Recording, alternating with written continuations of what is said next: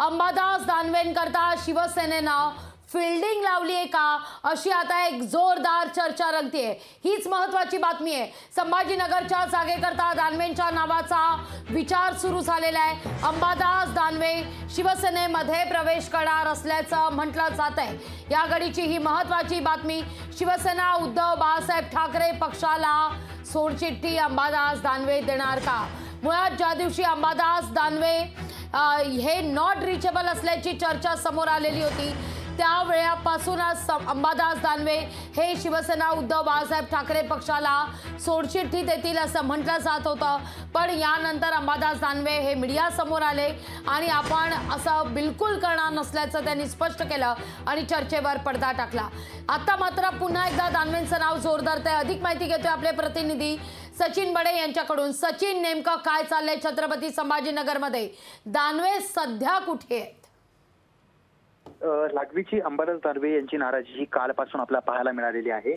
कारण जी काही उमेदवारी आहे ती चंद्रकांत खैरे यांना जाहीर केल्याच्या नंतर मी शिवसेनेचं काम करेल, मात्र चंद्रकांत खैरे यांचं काम करणार नाही असं त्यांनी स्पष्टपणे बोलून दाखवलेलं आहे। त्यामुळे अंतर्गत वाद जो आहे तो उफाळलेला असताना त्यांनी उमेदवारी जाहीर होण्याआधी सुद्धा एक सूचक इशारा दिलेला होता, तो म्हणजे मला एकनाथ शिंदे गटाकडून वारंवार फोन येत आहेत।